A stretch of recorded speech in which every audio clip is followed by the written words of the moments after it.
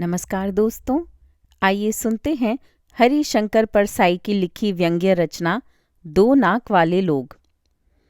मैं उन्हें समझा रहा था कि लड़की की शादी में टीम टाम में व्यर्थ खर्च मत करो, पर वे बुजुर्ग कह रहे थे, आप ठीक कहते हैं, मगर रिश्तेदारों में नाक कट जाएगी। नाक उनकी काफी लंबी थी।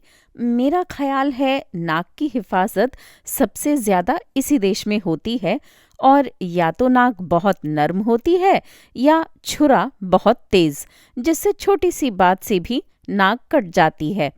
छोटे आदमी की नाक बहुत नाजुक होती है। ये छोटा आदमी नाक को छिपाकर क्यों नहीं रखता? कुछ बड़े आदमी जिनकी हैसियत है इस बात की नाक लगवा लेते हैं और चमड़े का रंग चढ़वा लेते हैं। काला बाजार में जेल हो आए हैं।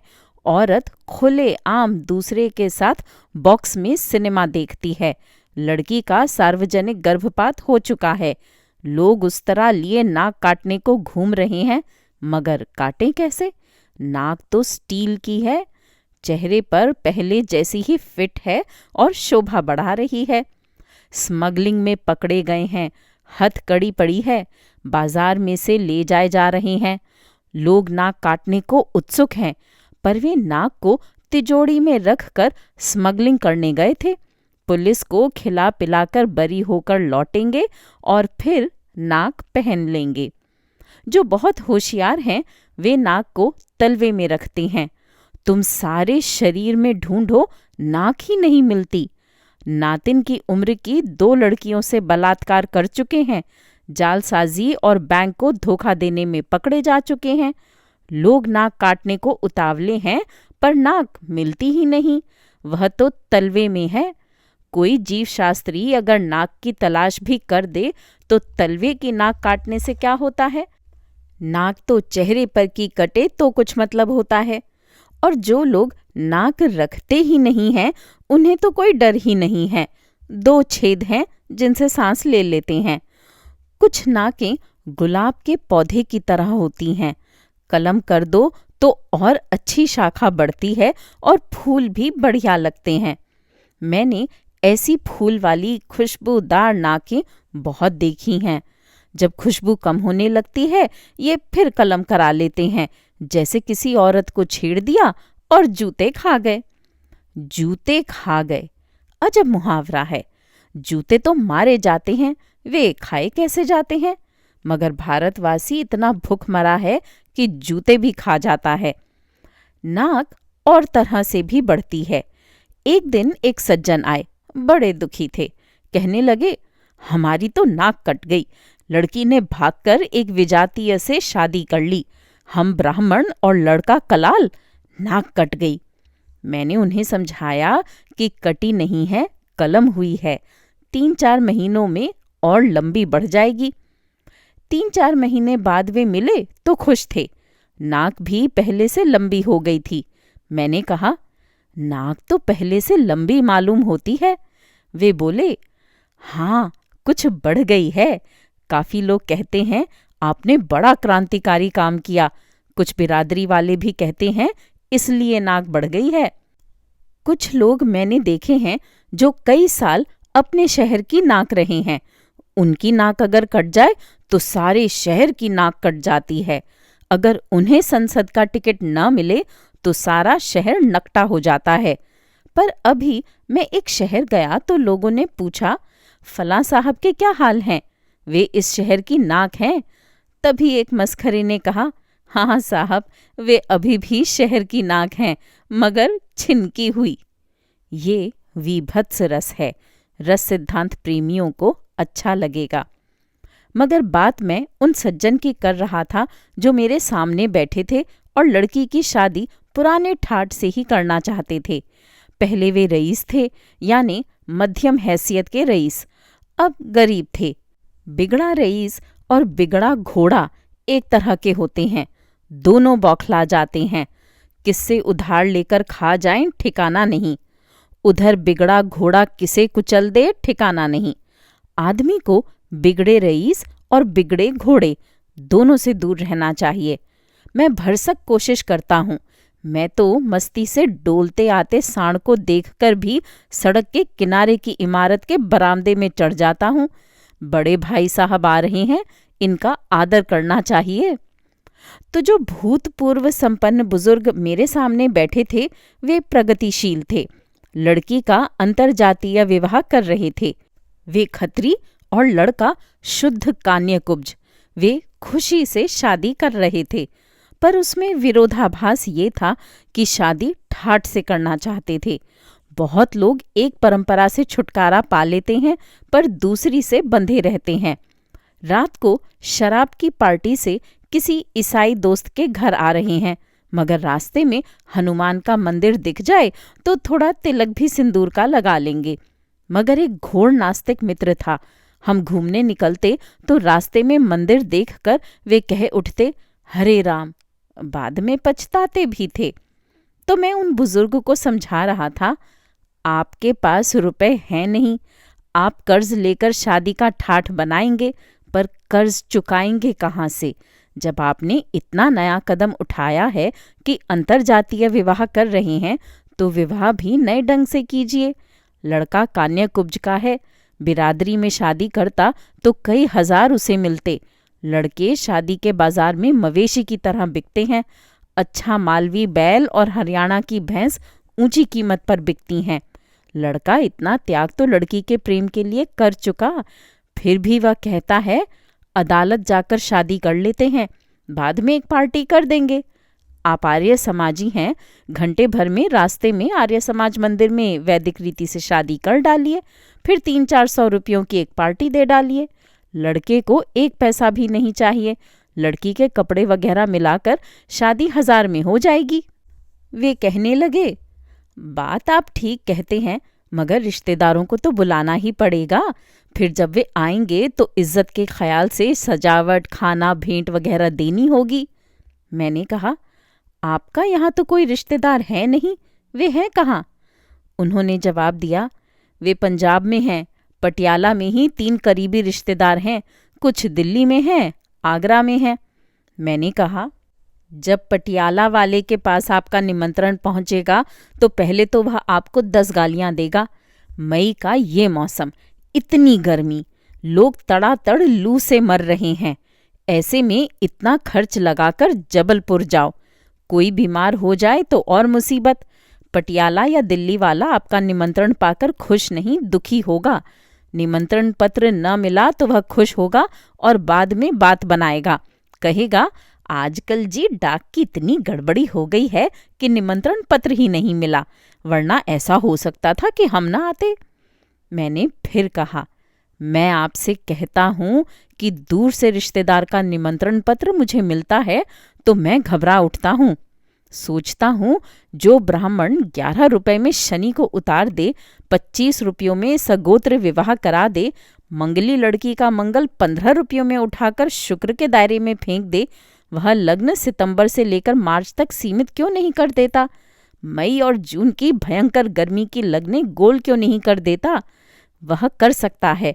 और फिर ईसाई और मुसलमानों में जब बिना लग्न शादी होती है तो क्या वर वधू मर जाते हैं? 8 प्रकार के विवाहों में जो गंधर्व विवाह है वह क्या है? वह यही शादी है जो आज होने लगी है कि लड़का लड़की भागकर कहीं शादी कर लेते हैं। इधर लड़की का बाप गुस्से में पुलिस में रिपोर्ट करता है कि अमुक लड़का हमारी नाबालिग लड़की को भगा ले गया है, मगर कुछ नहीं होता क्योंकि लड़की मैट्रिक का सर्टिफिकेट साथ ले जाती है जिसमें जन्म तारीख होती है। वे कहने लगे, नहीं जी, रिश्तेदारों में नाक कट जाएगी। मैंने कहा, पटियाला से इतना किराया लगाकर नाक काटने इधर कोई नहीं आएगा, फिर पटियाला में कटी नाक को कौन इधर देखेगा? काट लें पटियाला में। वे थोड़ी देर गुमसुम बैठे रहे। मैंने कहा, देखिए जी, आप चाहें तो मैं पुरोहित हो जाता हूँ और घंटे भर में शादी करा देता हूँ। वे चौंके, कहने लगे, आपको शादी कराने की विधि आती है? मैंने कहा, हाँ, ब्राह्मण का बेटा हूँ। बुजुर्गों ने सोचा होगा कि लड़का नालायक निकल जाए और किसी काम धंधे के लायक न रहे तो इसे कम से कम सत्यनारायण की कथा और विवाह विधि सिखा दो। ये मैं बचपन में ही सीख गया था। मैंने आगे कहा, और बात ये है कि आजकल कौन संस्कृत समझता है, और पंडित क्या कह रहा है इसे भी कौन सुनता है। वे तो और अह इतना ही जानते हैं। मैं इस तरह मंगल श्लोक पढ़ दूं तो भी कोई ध्यान नहीं देगा। Om Jack and Jill went up the hill to fetch a pail of water. Om Jack fell down and broke his crown, and Jill came tumbling after. कुर्यात सदा मंगलम। इसे लोग वैदिक मंत्र समझेंगे। वे हंसने लगे। मैंने कहा, लड़का उत्तर प्रदेश का कान्यकुब्ज और आप पंजाब के खत्री, एक दूसरे के रिश्तेदारों को कोई नहीं जानता। आप एक सलाह मेरी मानिए, इससे कम में भी निपट जाएगा और नाक भी कटने से बच जाएगी। लड़के के पिता की मृत्यु हो चुकी है। आप घंटे भर में शादी करवा दीजिए, फिर रिश्तेदारों को चिट्ठियां लिखिए। इधर लड़के के पिता को दिल का तेज दौरा पड़ा। डॉक्टरों ने उम्मीद छोड़ दी थी। 2-3 घंटे वे किसी तरह जी सकते थे। उन्होंने इच्छा प्रकट की कि मृत्यु के पहले ही लड़के की शादी हो जाए तो मेरी आत्मा को शांति मिल जाएगी। लिहाजा उनकी भावना को देखते हुए हमने फौरन शादी कर दी। लड़का लड़की वर वधू के रूप में उनके सामने आए, उनसे चरणों पर सिर रखे। उन्होंने इतना ही कहा, सुखी रहो, और उनके प्राण पखेरु उड़ गए। आप माफ करेंगे कि इसी मजबूरी के कारण हम आपको शादी में नहीं बुला सके। कौन जानता है आपके रिश्तेदारों में कि लड़की के पिता की मृत्यु कब हुई। उन्होंने सोचा, फिर बोले, तरकीब ठीक है, पर इस तरह की धोखाधड़ी मुझे पसंद नहीं। खैर, मैं उन्हें काम का आदमी लगा नहीं। दूसरे दिन मुझे बाहर जाना पड़ा। 2-3 महीने बाद लौटा तो लोगों ने बताया कि उन्होंने सामान और नकद लेकर शादी कर डाली। 3-4 दिन बाद से ही साहूकार सवेरे से तकादा करने आने लगे। रोज उनकी नाक थोड़ी थोड़ी कटने लगी। मैंने पूछा, अब क्या हाल हैं? लोग बोले, अब साहूकार आते हैं तो ये देखकर निराश लौट जाते हैं कि काटने को नाक ही नहीं बची। मैंने मजाक में कहा, साहूकारों से कह दो कि इनकी दूसरी नाक पटियाला में पूरी रखी है, वहां जाकर काट लो। भोला राम का जीव। ऐसा कभी नहीं हुआ था। धर्मराज लाखों वर्षों से असंख्य आदमियों को कर्म और सिफारिश के आधार पर स्वर्ग या नर्क में निवास स्थान अलॉट करते आ रहे थे, पर ऐसा कभी नहीं हुआ था। सामने बैठे चित्रगुप्त बार बार चश्मा पोंछ, बार बार थूक से पन्ने पलट, रजिस्टर पर रजिस्टर देख रहे थे। गलती पकड़ में ही नहीं आ रही थी। आखिर उन्होंने खींचकर रजिस्टर इतने जोर से बंद किया कि मक्खी चपेट में आ गई। उसे निकालते हुए वे बोले, महाराज, रिकॉर्ड सब ठीक है। भोला राम के जीव ने 5 दिन पहले देह त्यागी और यमदूत के साथ इस लोक के लिए रवाना भी हुआ, पर यहां अभी तक नहीं पहुंचा। धर्मराज ने पूछा, और वह दूत कहाँ है? महाराज, वह भी लापता है। इसी समय द्वार खुले और एक यमदूत बदहवास वहां आया। उसका मौलिक कुरूप चेहरा परिश्रम, परेशानी और भय के कारण और भी विकृत हो गया था। उसे देखते ही चित्रगुप्त चिल्ला उठे, अरे तू कहाँ रहा इतने दिन? भोला राम का जीव कहाँ है? यमदूत हाथ जोड़कर बोला, दया निधान, मैं कैसे बतलाऊं कि क्या हो गया। आज तक मैंने धोखा नहीं खाया था, पर भोला राम का जीव मुझे चकमा दे गया। 5 दिन पहले जब जीव ने भोला राम का देह त्यागा, तब मैंने उसे पकड़ा और इस लोक की यात्रा आरंभ की। नगर के बाहर ज्यों ही मैं उसे लेकर एक तीव्र वायु तरंग पर सवार हुआ, त्यों ही वह मेरी चंगुल से छूटकर न जाने कहाँ गायब हो गया। इन 5 दिनों में मैंने सारा ब्रह्मांड छान डाला, पर उसका कहीं पता नहीं चला। धर्मराज क्रोध से बोले, मूर्ख, जीवों को लाते लाते बूढ़ा हो गया, फिर भी एक मामूली बूढ़े आदमी के जीव ने तुझे चकमा दे दिया। दूत ने सिर झुकाकर कहा, महाराज, मेरी सावधानी में बिल्कुल कसर नहीं थी। मेरे इन अभ्यस्त हाथों से अच्छे अच्छे वकील भी नहीं छूट सके, पर इस बार तो कोई इंद्रजाल ही हो गया। चित्रगुप्त ने कहा, महाराज, आजकल पृथ्वी पर इस प्रकार का व्यापार बहुत चला है। लोग दोस्तों को कुछ चीज भेजते हैं और उसे रास्ते में ही रेलवे वाले उड़ा लेते हैं। होजरी के पार्सलों के मोजे रेलवे अफसर पहनते हैं। मालगाड़ी के डब्बे रास्ते में कट जाते हैं। और एक बात और हो रही है, राजनैतिक दलों के नेता विरोधी नेता को उड़ाकर बंद कर देते हैं। कहीं भोला राम के जीव को भी तो किसी विरोधी ने मरने के बाद खराबी करने के लिए तो नहीं उड़ा दिया। धर्मराज ने व्यंग्य से चित्रगुप्त की ओर देखते हुए कहा, तुम्हारी भी रिटायर होने की उम्र आ गई। भला भोला राम जैसे नगण्य दीन आदमी से किसी को क्या लेना देना। इसी समय कहीं से घूमते घामते नारद मुनि यहाँ आ गए। धर्मराज को गुमसुम बैठे देख बोले, क्यों धर्मराज, कैसे चिंतित बैठे हैं? क्या नर्क में निवास स्थान की समस्या अभी हल नहीं हुई? धर्मराज ने कहा, वह समस्या तो कब की हल हो गई मुनिवर। नर्क में पिछले सालों में बड़े गुणी कारीगर आ गए हैं। कई इमारतों के ठेकेदार हैं जिन्होंने पूरे पैसे लेकर रद्दी इमारतें बनाई। बड़े बड़े इंजीनियर भी आ गए हैं जिन्होंने ठेकेदारों से मिलकर पंचवर्षीय योजनाओं का पैसा खाया। ओवरसीयर हैं जिन्होंने उन मजदूरों की हाजिरी भरकर पैसा हड़पा जो कभी काम पर गए ही नहीं। इन्होंने बहुत जल्दी नर्क में कई इमारतें तान दी हैं। वह समस्या तो हल हो गई, पर एक बड़ी विकट उलझन आ गई है। भोला राम नाम के एक आदमी की 5 दिन पहले मृत्यु हुई।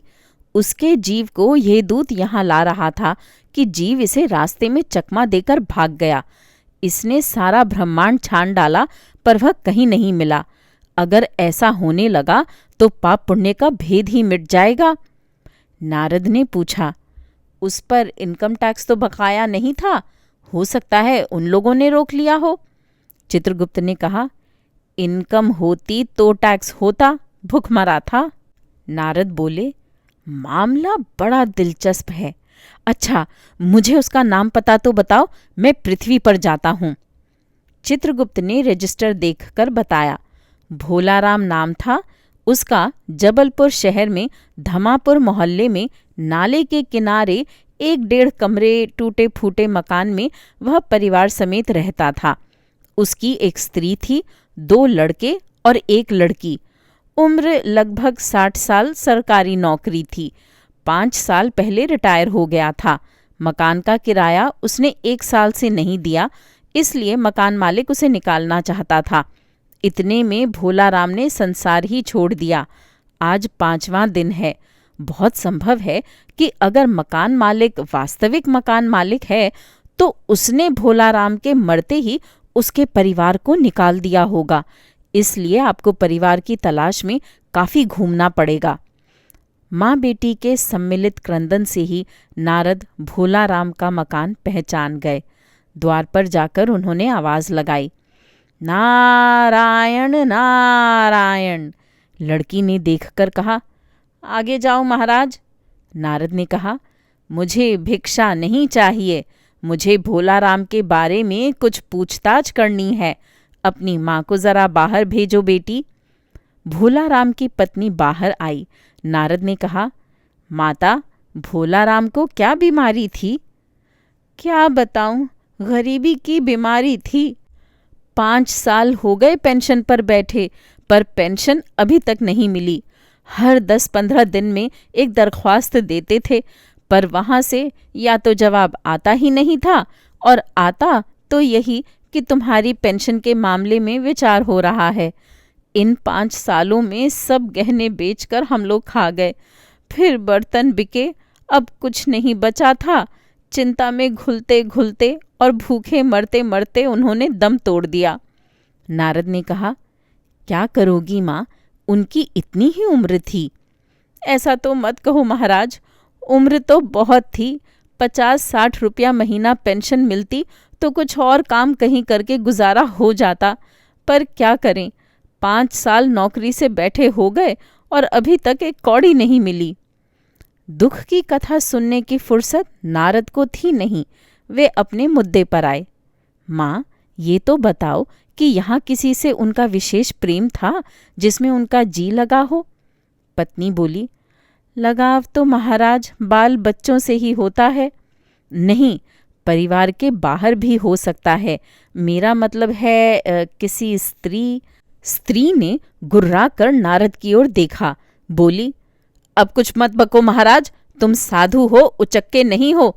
जिंदगी भर उन्होंने किसी दूसरी स्त्री की ओर आंख उठाकर नहीं देखा। नारद हंसकर बोले, हाँ, तुम्हारा ये सोचना ठीक ही है। यही हर अच्छी गृहस्थी का आधार है। अच्छा माता, मैं चला।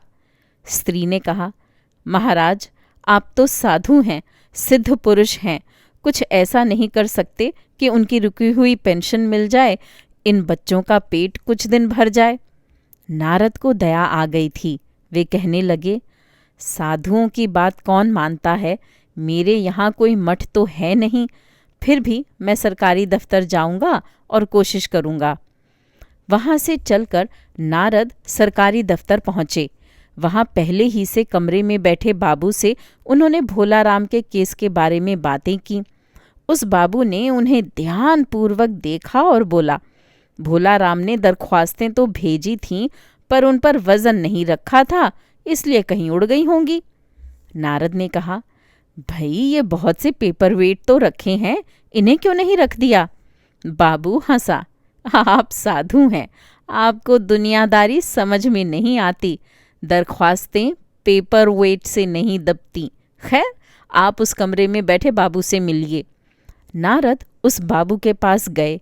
उसने तीसरे के पास भेजा, तीसरे ने चौथे के पास, चौथे ने पांचवें के पास। जब नारद 25-30 बाबुओं और अफसरों के पास घूम आए, तब एक चपरासी ने कहा, महाराज, आप क्यों इस झंझट में पड़ गए? अगर आप साल भर भी यहाँ चक्कर लगाते रहे तो भी काम नहीं होगा। आप तो सीधे बड़े साहब से मिलिए, उन्हें खुश कर दिया तो अभी काम हो जाएगा। नारद बड़े साहब के कमरे में पहुंचे। बाहर चपरासी ऊँघ रहा था, इसलिए उन्हें किसी ने छेड़ा नहीं। बिना विजिटिंग कार्ड के आया देख साहब बड़े नाराज हुए। बोले, इसे कोई मंदिर वंदिर समझ लिया है क्या? धड़धड़ाते चले आए, चिट क्यों नहीं भेजी?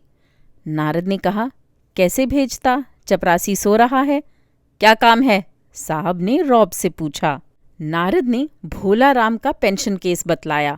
साहब बोले, आप हैं बैरागी, दफ्तरों के रीति रिवाज नहीं जानते। असल में भोलाराम ने गलती की भई। ये भी एक मंदिर है, यहाँ भी दान पुण्य करना पड़ता है। आप भोलाराम के आत्मीय मालूम होते हैं।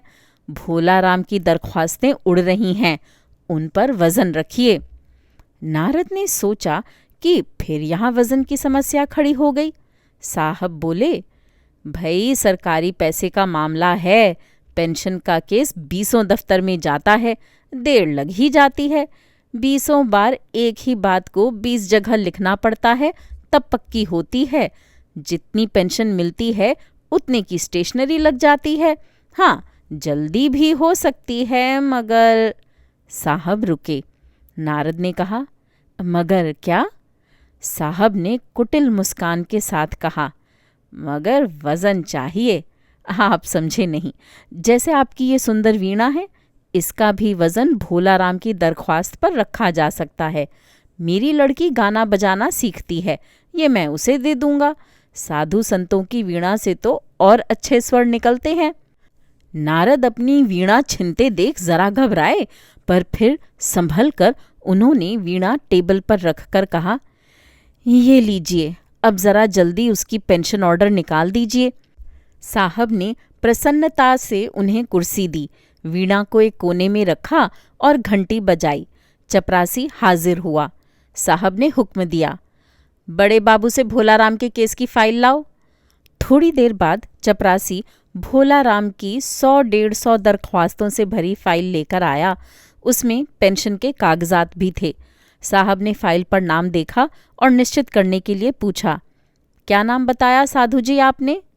नारद समझे कि साहब कुछ ऊंचा सुनते हैं, इसलिए जोर से बोले, भोलाराम। सहसा फाइल में से आवाज आई, कौन पुकार रहा है मुझे? पोस्टमैन है। क्या पेंशन का ऑर्डर आ गया? नारद चौंके, पर दूसरे ही क्षण बात समझ गए। बोले, भोला राम, तुम क्या भोला राम के जीव हो? हाँ, आवाज आई। नारद ने कहा, मैं नारद हूँ, तुम्हें लेने आया हूँ, चलो स्वर्ग में तुम्हारा इंतजार हो रहा है। आवाज आई, मुझे नहीं जाना, मैं तो पेंशन की दरख्वास्तों पर अटका हूँ, यहीं मेरा मन लगा है, मैं अपनी दरख्वास्तें छोड़कर नहीं जा सकता। दोस्तों, अभी आप सुन रहे थे हरिशंकर परसाई की लिखी रचनाएं। उम्मीद है ये कहानियाँ आपको पसंद आ रही होंगी। मेरे चैनल पर आने के लिए और इन कहानियों को सुनने के लिए धन्यवाद।